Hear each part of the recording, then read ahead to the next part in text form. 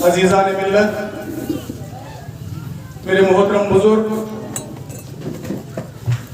प्यारे बच्चों, नौजवान साथियों,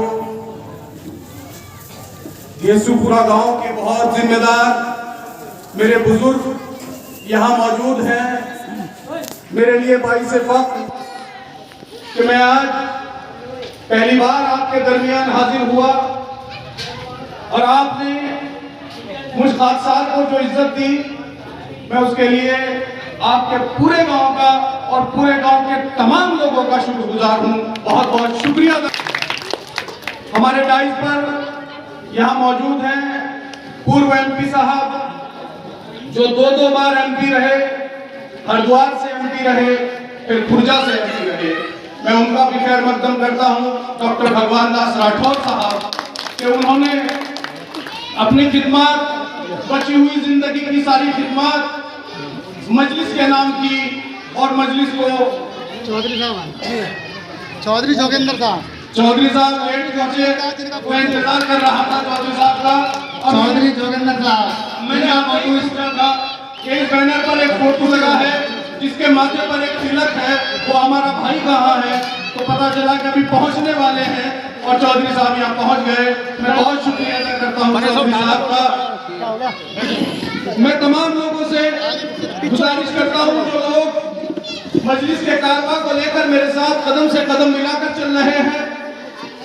हमारे नवीन भाई यहाँ बैठे हैं, परवेज हैं, नूर आलम यहाँ मुझे भी दिखाई दिए सामने, डोईवाला से तशरीफ लाए दानिश अंसारी यहाँ बैठे हैं, चौधरी साहब यहाँ बैठे हैं, हमारे तमाम जिम्मेदार साथी हैं, प्रदेश में सचिव हैं, हमारे फिरोज खान साहब यहाँ मौजूद हैं, मेरे छोटे भाई प्रशांत राठौर साहब यहाँ मौजूद हैं, कारी हसीन साहब हैं, कारी रिजवान साहब हैं, नाम सबके ले सकता हूँ, हाजी अफजल साहब हैं। लेकिन मेरा कहना कुछ और है, मेरा आने का मकसद आपके दरमियान कुछ और है।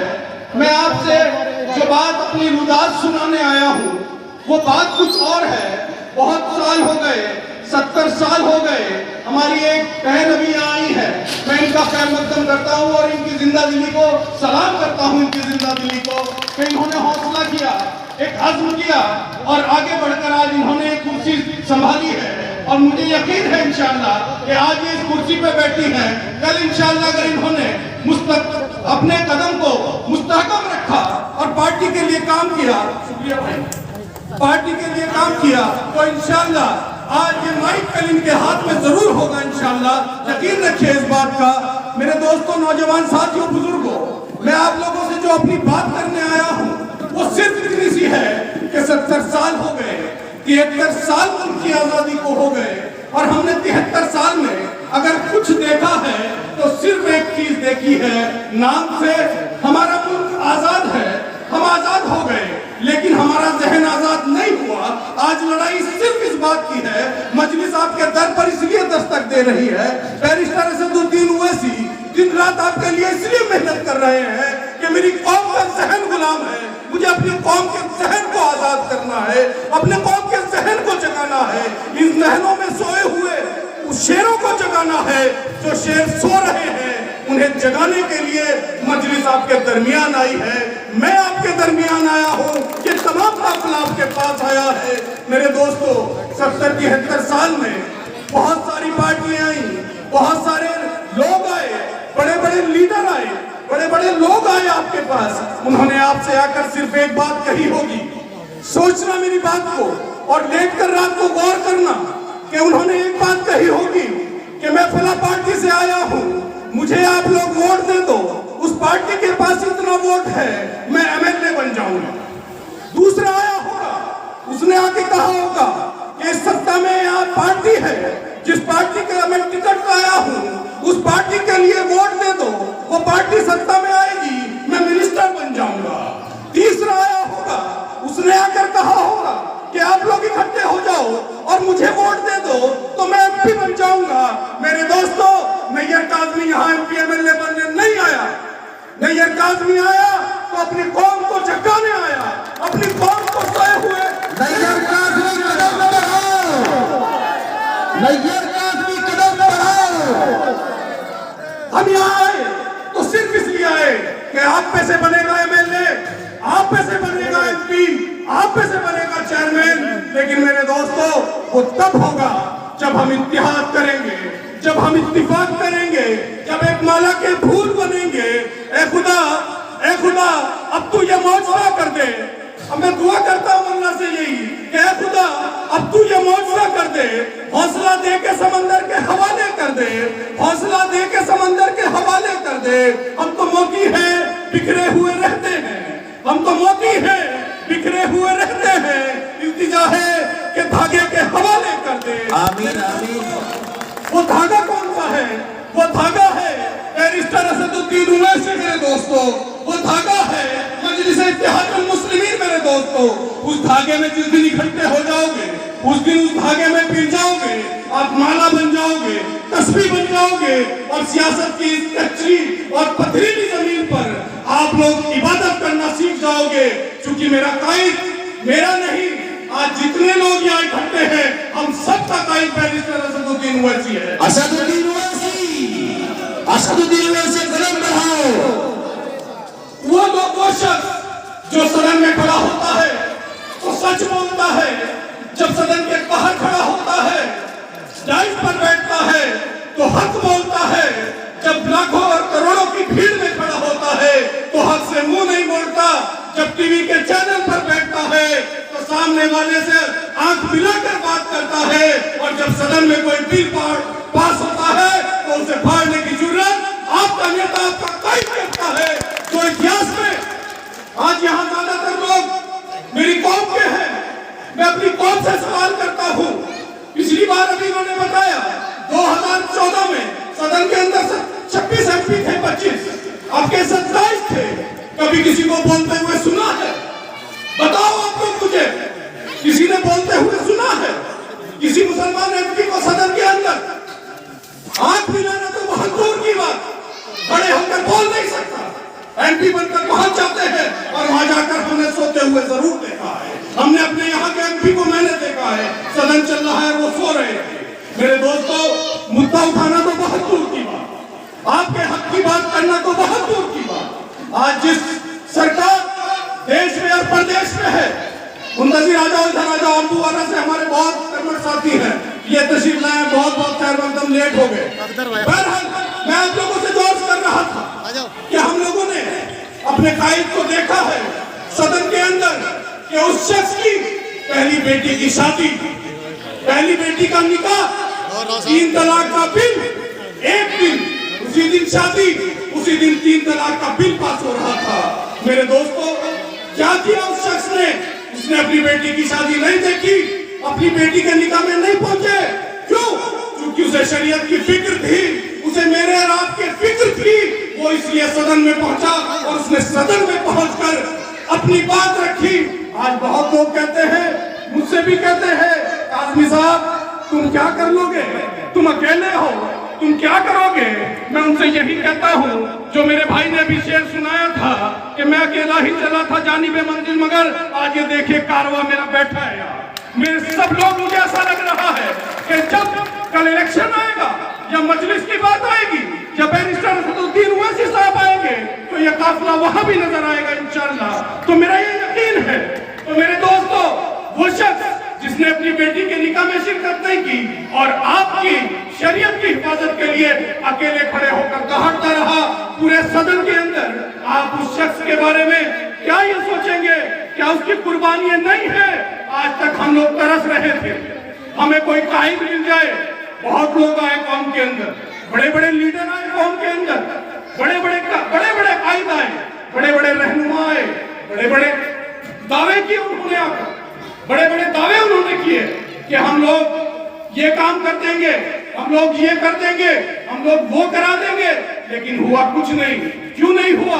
मेरे दोस्तों, जिसका अपना सियासी मकान नहीं होता, जिसके पास अपना मकान नहीं होता, जो किराए के मकान में रहता है, वो मकान मालिक कभी नहीं होता, किराएदार होता है। और मजलिस आप लोगों को मकान मालिक बनाने आई है। है। नैयर काज़मी आप लोगों के पास आपको मकान देने आया है कि ये आपका सियासी मकान है, ये आपका सियासी ठिकाना है, आप इस ठिकाने में रहिए और फक्र से कहिए।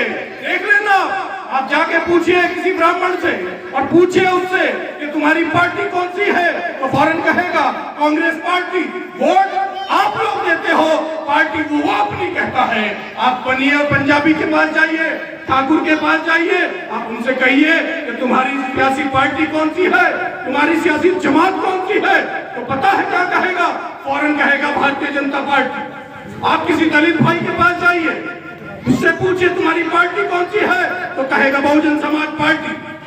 आइडियोलॉजी का फर्क हो सकता है लेकिन कहेगा यही। आप यादव भाई के पास जाइए, उससे पूछिए तुम्हारी पार्टी कौन सी है, तो जानते हो क्या कहेगा, समाजवादी पार्टी। तुम्हारा नेता कौन है, माननीय मुलायम सिंह जी, माननीय अखिलेश जी, बहन जी, सब अपने अपने लीडर्स के नाम गिनवाएंगे। लेकिन जब मुझसे आपसे पूछा जाएगा, कोई कहेगा कांग्रेस, कोई कहेगा बसपा, कोई कहेगा सपा, कोई कहेगा किसी और पार्टी में, किसी और दल में। क्यों? क्योंकि हमारे पास हमारा सियासी मकान नहीं था, हमारी कोई सियासी जमात नहीं थी। और मेरे दोस्तों, आज मजलिस आपके घर पहुंच गई, आपके दरवाजे पर आकर दस्तक दे दी। और घेसूपुरा गांव के लोगों, मेरी आवाज जहां तक मेरी सरदार माएं और बहनें जो सुन रही हो, चूंकि जिम्मेदारी उन पर जाता है। हमारी माँ जब अपने बच्चे को दूध पिलाती है तो उसको दूध में सच्चाई होती है। जब हमारी बहन उसे अपने साथ खिलाती है तो उसे सच बोलना सिखाती है। जब वो घर से बाहर निकलता है तो वो हक दूध पीकर निकलता है और सच सीख कर निकलता है। जब वो बाहर जाकर माइक पकड़कर हाथ में और फिर हक की बात करता है। तो इसलिए मेरी बहनों, मेरी माँ, तुम्हारी जिम्मेदारी और ज्यादा है। तुम अपने बच्चों को बताओ, अपने बच्चों को तालीम दिलाओ। इन बच्चों के तालीम के लिए बहुत सारी दिक्कतें हैं, बहुत सारे वक्त गुजर गया। अभी सच्चर कमेटी का रिपोर्ट का जिक्र किया था हमारे भाई कन्वीनर साहब ने। सच्चर कमेटी की रिपोर्ट बिल्कुल सही कहा उन्होंने कि हमारे जो हमारा दलित समाज है, हम उससे भी नीचे हैं। मेरे दोस्तों, क्या हो गया तुम्हें? क्या तुम्हें अल्लाह ने इसलिए भेजा था कि हम बटेंगे, हम जात और बिरादरी में बटेंगे, हम कौम में बटेंगे? नहीं मेरे दोस्तों, हमें इसलिए नहीं भेजा दुनिया में। हमें भेजा है मजलूम की मदद करने के लिए, हमें भेजा है जालिम की मुखालफत करने के लिए, हमें भेजा है इसलिए अल्लाह ने दुनिया में कि जाओ और जाकर मजलूम का हाथ पकड़ो और जालिम का हाथ पकड़ो और मजलूम की मदद करो। इसलिए दुनिया में आए हैं। मजलूम के लिए कोई कायद नहीं है। अगर मजलूम हमारा हिंदू भाई है, हमारा दलित भाई है, हम उसकी भी मदद करेंगे। और जालिम अगर मुसलमान है तो हम उसकी मुखालफत करेंगे। ये मजलिस का पैगाम लेकर आए हैं। मेरे दोस्तों, हम लोगों ने सबको देख लिया। 70 साल कम नहीं होते। 70 साल किसी कौम को, किसी बिरादरी को, किसी पार्टी को, किसी जनादेश को देखने के लिए कम नहीं होते। 70 साल बहुत होते हैं। 70 साल में सबको देखा है, सबको भुगत लिया है। आपने अपनी बात देख ली, आपने अपने बच्चों का मुस्तकबिल देख लिया। इन 70 सालों में आपके साथ भेदभाव क्यों है? अभी एक साहब ने बिहार का जिक्र किया। बिहार में आपके 5 MLA जीते। मैं भी एक हफ्ता वहां रहा था, बैरिस्टर साहब के साथ रहने का मौका मिला। एक हफ्ता में वहां रहा। एक जगह 22वीं विधानसभा है जिसमें हम लोग मेहनत कर रहे थे। वहां हमारी 22वीं विधानसभा में बैरिस्टर साहब का प्रोग्राम था। तो हम लोग देखने गए कि हेलीकॉप्टर कहाँ उतरेगा, बैरिस्टर साहब कहाँ से आएंगे, स्टेज पर कहाँ बैठेंगे, वो सारा मायना करने के लिए हम लोग एक दिन पहले चले गए। शाम का वक्त था, ठंडक बहुत हो रही थी, खुला मैदान था, हवा तेज चल रही थी। क्योंकि महानंदा नदी किनारा है, कोसी नदी का भी किनारा है और वही प्रोग्राम था। बहुत तेज हवा चल रही थी। एक मेरी बहन मेरी अपने बच्चे का हाथ पकड़ कर ले जा रही थी। फटा हुआ बनियान था, पैरों में चप्पल नहीं थे, नंगे पैर था। मैंने उससे कहा, उसकी माँ से कहा कि बहन इसे कुछ कुर्ता पहना दो, ठंड का वक्त है। तो कहने लगी कि इसके पास कुर्ता नहीं है। मैंने पूछा कि इसके पास कुर्ता नहीं है तो शर्ट होगी, शर्ट पहना दो। तो कहने लगी इसके पास कपड़े नहीं है। मैं बहुत हैरानज़दा हो गया कि 5 साल का बच्चा और उसकी फटे हुए बनियान में, और उसकी माँ कह रही है कि इसके पास कपड़े नहीं है। कहने लगी इसके पास 3 साल से कपड़े नहीं है। मैंने कहा और आपके पास? कहने लगी मेरे पास एक साड़ी है, यही साड़ी है। तो मैंने पूछा कपड़े कैसे बदलती? कहने लगी कि आधी को बांध लेती हूँ और आधी को धो लेती हूँ। इस तरह से जिंदगी गुजारते हैं। मैंने पूछा इसके अब्बा कहाँ है? कहने लगी बाहर काम करता है। तो मैंने कहा वो पैसे नहीं भेजते। कहने लगी भेजता है, जितना भेजता है एक टाइम खाने में पूरा हो जाता। एक टाइम खाना मिल रहा है। 73 साल मुल्क की आजादी, 30 साल कांग्रेस, 15 साल लालू, फिर 15 साल नीतीश, अब फिर नीतीश और वो सीमांचल और वो 4-5 साल का बच्चा 3.5 साल से कुर्ता नहीं। क्या है ये मुल्क? क्या हो रहा है इस मुल्क में? कौन, किसकी सरकार, कौन चला रहा है? मेरे दोस्तों, सिर्फ बांट रहे हैं। वहां जाकर देखा, गुर्बत का आलम पता चला। हम लोग अच्छे में रह रहे हैं, जन्नत में रह रहे हैं, हमें एहसास नहीं है गुर्बत क्या चीज है, फाका क्या चीज है, भूख क्या चीज है, प्यास क्या चीज है, हमें एहसास नहीं है मेरे दोस्तों। सिर्फ इसलिए कि हमने, वो कहते हैं ना कि सावन के अंधे को हरा हरा नजर आता है, हम सावन के अंधे हैं। हमने अच्छे वक्त में आंख खोली, सब कुछ हमारे पास है, लेकिन गुर्बत हमने नहीं देखी और अल्लाह से दुआ, अल्लाह दिखाई भी ना। लेकिन मेरे दोस्तों, वो भी हमारा भाई है, जो गरीब है वो भी हमारा भाई है। उसका मजहब कुछ भी हो, वो हिंदू हो, मुसलमान हो, सिख हो, ईसाई हो, दलित हो, अगड़ा हो, पिछड़ा हो, जाट हो, गुजर हो, लेकिन है तो हमारा भाई। आदम की औलाद है, खून उसने हमारा ही है, खून अलग नहीं हो सकता। लाल खून मेरा है तो उसका भी लाल होगा। मेरे दोस्तों, मेरा सवाल इस देश की सरकार से है, जो कानून पे कानून लाती है, किसान की बात नहीं करती, मजदूर की बात नहीं करती, नौजवान की बात नहीं करती, बात करती है किसकी? बात करती है लव जिहाद की, बात करती है हिंदू मुस्लिम की। मेरे दोस्तों, नफरतों का जहर बोलने की बात करती है और मजलिस अब यही काम करेगी कि वो नफरतों का जहर बोलेंगे, हम मोहब्बतों की खुशबू फैलाएंगे। इंशाअल्लाह मजलिस का हर एक शख्स अपने लोगों से, अपने मुल्क के रहने वाले लोगों से, चाहे हिंदू, मुसलमान, सिख, ईसाई, दलित, अगड़ा, पिछड़ा, किसी मजहब का हो, मोहब्बत करना सीखो।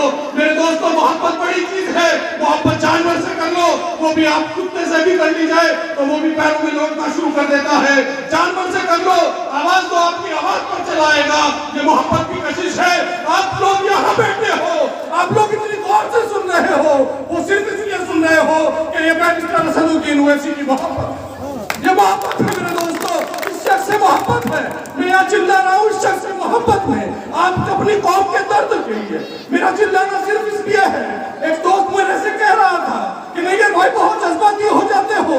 मैंने उससे कहा कि मियाँ मैं शेर हूँ, मियाँ मैं शेर हूँ, शेरों की गुनगुनाहट नहीं जाती। मैं लगा नर्म भी कर लूँ तो झुंझलाहट नहीं जाती। मैं अपना लगा नर्म नहीं करूँगा, मेरी झुंझलाहट नहीं जा सकती। मेरे दोस्तों, क्योंकि फिक्र इन बच्चों के मुस्तकबिल की है, फिक्र आने वाले कल की है। हमने अच्छे में आंख खोली है, मुल्क के हालात बहुत अच्छे नहीं है और उसका एक ही तरीका है। उसका तरीका सिर्फ ये है कि अगर इत्तेहाद कर लोगे, अगर जात बिरादरी, तेली, जुराया, नाई, कसाई, गाजी, शेख, सैयद, पठान, इनसे ऊपर उठाओ और उठकर अपनी कौम की बात करो, अपने मुल्क की बात करो, अपने मुल्क से मोहब्बत की बात करो। मेरे दोस्तों, देखना ये आपकी पार्टी एक नया कीर्तिमान स्थापित करेगी इस देश के अंदर इंशाअल्लाह। मजलिस इत्तेहादुल मुस्लिमीन असदुद्दीन ओवैसी कदम बढ़ाओ। मेरे दोस्तों, आज जहद करो, चूंकि अब वक्त बहुत कम है, चूंकि हमारे बच्चों के मुस्तकबिल की बात सड़क पर यहाँ मीटिंग करने से नहीं होगी, हमारी मुस्तकबिल की, हमारे आने वाले कल की बात यहाँ नहीं हो सकती। हमारी बात कहाँ होगी? हमारी बात या तो असेंबली में होगी, या पार्लियामेंट में होगी, या जिला पंचायत में होगी। वहाँ आपकी सड़क का फैसला लिया जाएगा, वहाँ आपके नलके का फैसला लिया जाएगा, वहाँ आपके हाउस टैक्स का फैसला लिया जाएगा, वहाँ आपके बच्चों के तालीमी निजाम का फैसला लिया जाएगा। आप सड़क पर कितनी भीड़ इकट्ठी कर लो, कितना ही नैयर का आदमी चिल्ला ले, कुछ होने वाला नहीं है। कानून जहाँ बनते हैं, डेमोक्रेसी का यही रूल है, लोकतंत्र का यही रूल है। जिस मुल्क में संविधान हो, जिस मुल्क में रूल्स हो, जिस मुल्क में कॉन्स्टिट्यूशन अप्लाई किया जाता हो, उस मुल्क में कानून जो बनता है वो पार्लियामेंट में बनता है या असेंबली में बनता है, घर पर बैठकर नहीं बनता। मेरे दोस्तों, सड़क पर इकट्ठे होने से नहीं बनता। सड़क पर इकट्ठा होना सिर्फ इसलिए है कि अब इत्तेहाद कर लो, अब मुत्तहिद हो जाओ। अब मुत्तहिद होकर मेरे दोस्तों, मुत्तहिद होकर जिस दिन आपने अपनी सब चीजों को भूलकर कौम की बात कर ली, क्योंकि एक शख्स बैरिस्टर असदुद्दीन ओवैसी है जिसने कभी सदन में क्वेश्चन पूछा तो कभी कौम की बात नहीं की, कभी उसने मजहब की बात नहीं की। जिसको नुकसान हुआ उसने उसका नाम लिया। सीमांचल में सारे मुसलमान नहीं रहते। बैरिस्टर साहब 2004 से MP बनकर गए और वो लगातार अपने प्राइवेट बिल का जो अधिकार होता है MP को, वो सीमांचल के लिए कर रहे हैं कि सीमांचल को स्पेशल पैकेज मिले, लेकिन नहीं देती। कांग्रेस की भी सरकार रही और बीजेपी की भी सरकार चल रही है, नहीं देता कोई मेरे दोस्तों। क्यों नहीं देता? इसलिए नहीं देता कि आपकी नुमाइंदगी वहां सिर्फ एक शख्स खड़ा होकर चिल्ला रहा है। अभी आपसे लोग आकर कहेंगे आपके आने से कांग्रेस को फायदा नुकसान होगा, बीजेपी को फायदा होगा। सवाल भी छोड़ रहा हूं और जवाब भी छोड़ रहा हूं। पूछना उन लोगों से, पूछना कि 2017 में उत्तराखंड के अंदर कितने MLA थे मजलिस के जो चुनाव लड़े थे और बीजेपी आज जीत गई। पूछना नहीं है, आज भी चुनाव लड़े थे जब बैरिस्टर साहब की पार्टी चुनाव लड़ी थी, फिर ये 70 में से 57 कैसे जीते? पूछना उन लोगों से, उन कांग्रेस के लोगों से जो आपको आकर बहकाएंगे। बसपा का प्रत्याशी भी आएगा, आकर कहेगा कि मुझे वोट दे दो, मैं जीत जाऊंगा, मेरे साथ 4 वोट है, मैं जीत जाऊंगा।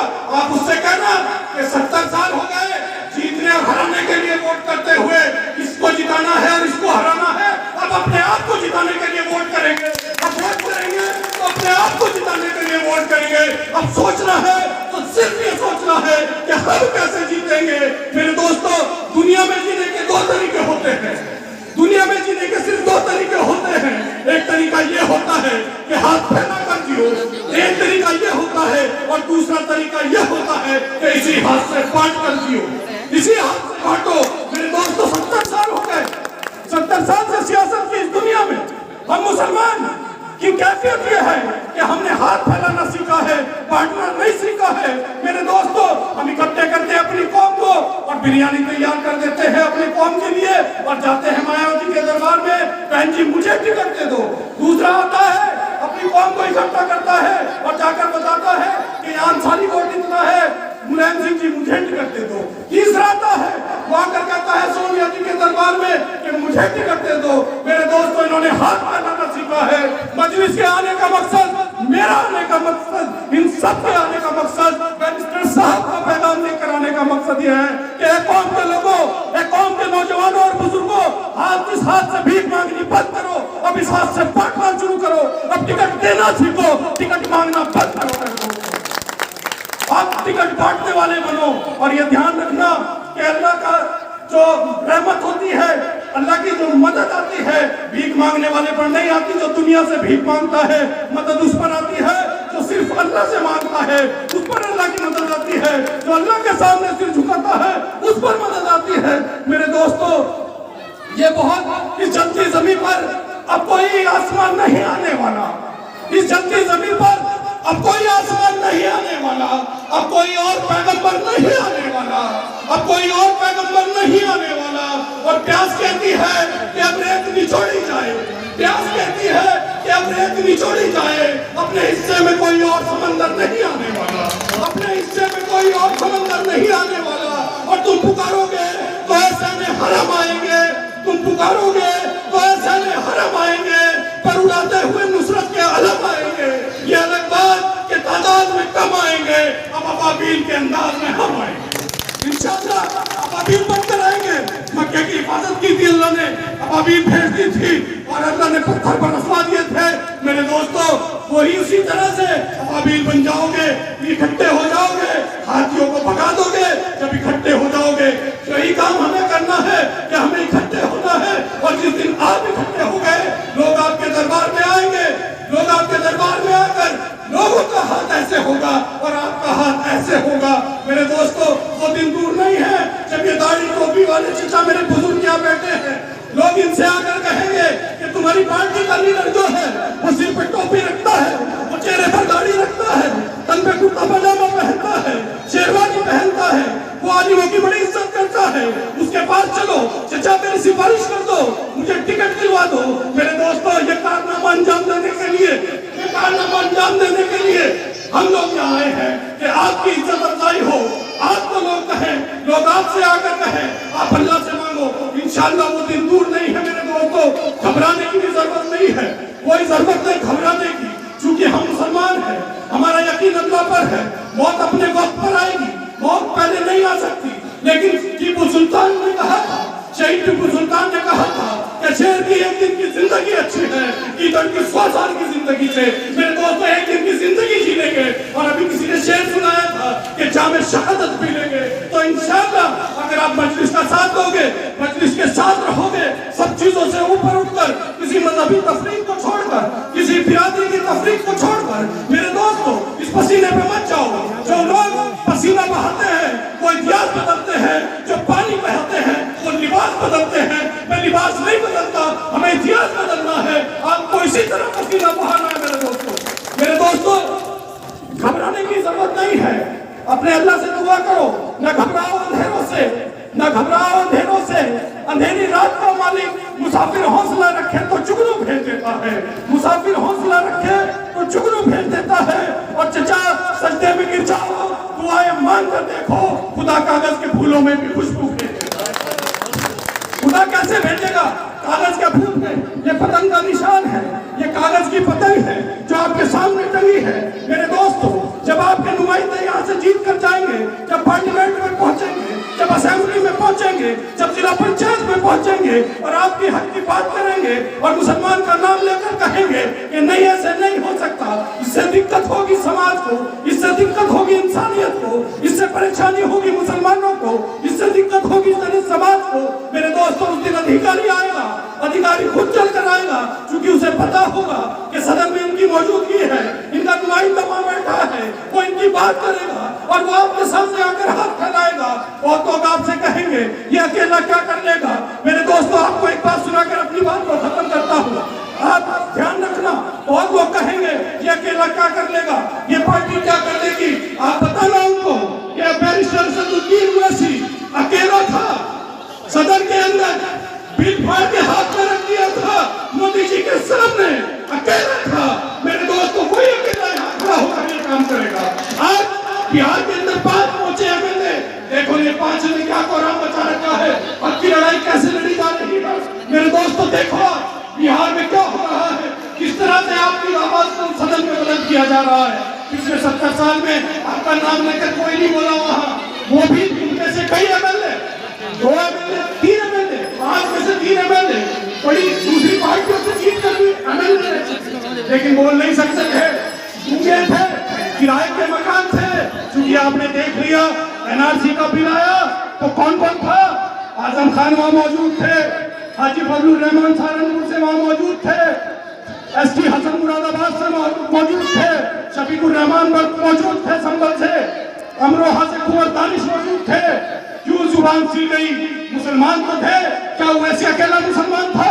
क्यों उसने एनआरसी का बिल पढ़ा और क्यों उन्होंने वॉकआउट किया? मेरे दोस्तों, साथ तो दे सकते थे, साथ तो खड़े होते ओवैसी के। ओवैसी साहब बता रहे थे कि जब 3 तलाक का बिल आ रहा था, 26 एमपी थे मुसलमान, और मैंने एक के घर पर जाकर दरवाजा खटखटाया, सबकी घंटी बजाई और उनसे कहा कि देखो, तुम्हारा भी खुदा वही है जो मेरा है, तुम्हारे भी रसूल वही है जो मेरे हैं, तुम्हारा भी कुरान वही है जो मेरा है, तुम्हारी भी शरीयत वही है जो मेरी है। ये शरीयत का मामला है, इस पर मेरे साथ खड़े हो जाओ। 26 एमपीओं के घर गए, किसी एमपी ने उनका साथ नहीं दिया।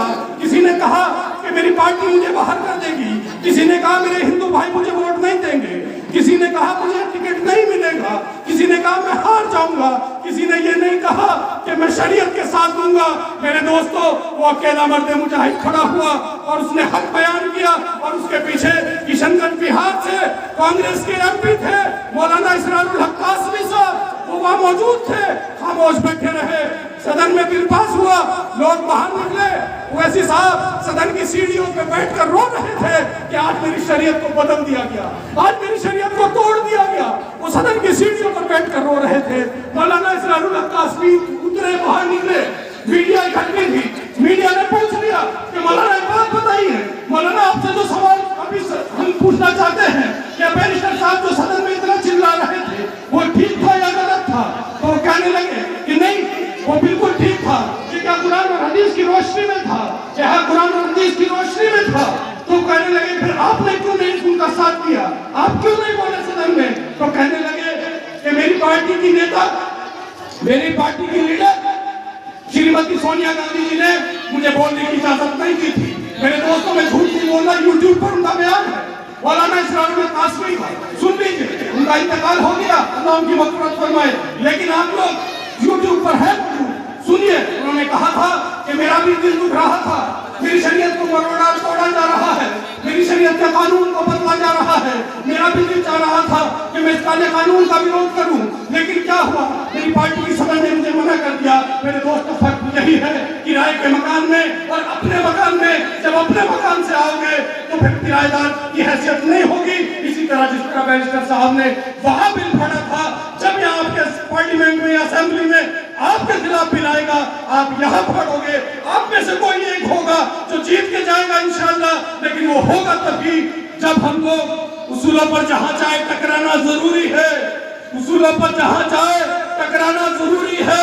जो जिंदा हो तो फिर जिंदा नजर आना जरूरी है, जो जिंदा हो तो फिर जिंदा नजर आना जरूरी है। और रिवायत भी बताती है, नई उम्रें में क्या जाने कहां से बच के चलना है, कहां जाना जरूरी है। मेरे दोस्तों, किसके साथ जाना जरूरी है और किन से बच के चलना है, ये बताने के लिए आपके दर पर आया, आपके घर गांव में आया। आपने जो मोहब्बतें दी, मैं उसका बेइंतहा शुक्रगुजार हूँ। मैं आपका शुक्र अदा नहीं कर सकता। आपने जो मोहब्बतें मुझे दी है, असलम भाई का मैं शुक्रिया अदा करता हूँ, और उन तमाम लोगों का। हमारे रंजीत भाई यहाँ मौजूद है, मेरे हमारे PWD से रिटायर है, उन्हें देखकर मुझे बहुत खुशी हुई। हमारे जोगिंदर भाई चौधरी साहब वो यहाँ मौजूद है, बैनर पे उनका फोटो है, और ये फोटो आप ध्यान रखना, बहुत जल्दी ओवैसी साहब यहाँ आने वाले हैं। हो सकता है फरवरी या मार्च में किसी भी दिन ऐलान हो जाए कि मैं आ रहा हूँ। शेर इंशाअल्लाह दस्तक देने वाला है इंशाअल्लाह। मेरे दोस्तों, आप लोग फिक्र करो सिर्फ इस बात की कि अब हम बहकाए में नहीं आएंगे। हम लोग अपने रास्ते से नहीं भटकेंगे। 70 साल बांट दिया, 70 साल तबर्रुक दे दिया, कभी इसको दे दिया, कभी उसको दे दिया, कभी ये नहीं सोचा कि मैं कैसे खाऊं, मैं कैसे जीतूं, मेरे बच्चों का मुस्तकबिल कैसे ठीक हो। हमारे पास किसी भी पार्टी का नुमाइंदा आएगा, वो विधायक बनने के लिए वोट मांगेगा। किसी भी पार्टी का नुमाइंदा आएगा, वो MP बनने के लिए वोट मांगेगा। किसी भी पार्टी का नुमाइंदा आएगा, वो जिला पंचायत जीतने के लिए वोट मांगेगा। किसी भी पार्टी का नुमाइंदा आएगा, वो चेयरमैन बनने के लिए वोट मांगेगा, मेयर बनने के लिए वोट मांगेगा। मेरे दोस्तों, मैं चेयरमैन, विधायक, MP, MLA बनने के लिए वोट नहीं मांग रहा हूँ। मैं आपसे कह रहा हूँ, इन बच्चों के मुस्तकबिल के लिए आप अपनी पार्टी को वोट करो, आप मजलिस को वोट करो। आप मत देखना किसी को, आप अपने साथ खड़े हो जाओ, अब इकट्ठे हो जाओ। अगर इकट्ठे हो जाओगे तो इंशाअल्लाह आप देखना एक दिन वो आएगा, जिस तरह आज हैदराबाद में चचा को, दाढ़ी और टोपी वाले को अधिकारी सोच समझ कर छेड़ता है, उसी तरह यहाँ भी छेड़ेगा। आज नजरें बदलती हैं। हमने देख लिया कि जब आप लोग होते हो तो नजरें कुछ और होती हैं, जब हमारे भाई कोई और होते हैं तो नजरें कुछ और होती हैं। इस फर्क को खत्म करना है, हमें उनसे दुश्मनी नहीं है। मैंने पहले भी कहा था कि वो नफरतों का कारोबार कर रहे हैं, हम मोहब्बत का कारोबार करेंगे। वो नफरतों का जहर घोल रहे हैं, हम मोहब्बत बांटेंगे इंशाअल्लाह अज़ीज़। तो मेरे दोस्तों, अब आप और हम सब लोगों को मिलकर यही काम करना है कि आप अपने इस भाई को आपने सुना, फिर आऊंगा, फिर इंशाअल्लाह बड़ी मीटिंग होगी। अभी कोरोना है, छोटी छोटी मीटिंग्स कर रहे हैं, बड़ी मीटिंग हम लोग नहीं कर पाए हैं, लेकिन अभी भी अल्हम्दुलिल्लाह आप लोगों की तादाद ये इस बात का एहसास कराती है मुझे कि इंशाअल्लाह जिस दिन बड़ी मीटिंग का ऐलान होगा और बड़ी मीटिंग होगी, उस दिन आप सब लोग इकट्ठे होंगे। तो आखिर दावाना अल्हम्दुलिल्लाह रब्बिल आलमीन। एक चीज आप लोगों से और बता दूं, जो है इंतजार मलिक साहब हैं, इसराइल साहब किशनपुरा से, इन्हें ब्लॉक उपाध्यक्ष। कहाँ है भाई सर, कहाँ है इंतजार साहब? इंतजार मलिक साहब, इंतजार मलिक साहब, बहुत बहुत मुबारक आपको। ये आपको जो है नाजिम अली साहब जो ब्लॉक अध्यक्ष हैं, बादराबाद ब्लॉक अध्यक्ष, उन्होंने ये पद दिया है। शामिल हुए हैं सभी का ख्याल मकदम करते हुए पत्रकार साहब का, हमारे डॉक्टर नैयर काजमी साहब और तमाम लोग पार्टी से जुड़ रहे हैं। और मेरे भाइयों बुजुर्गों, जो हजरात यहाँ मौजूद है, कि आने वाले जुम्मे को, जुम्मे की नमाज के बाद खरंजा कुतुबपुर में प्रोग्राम है।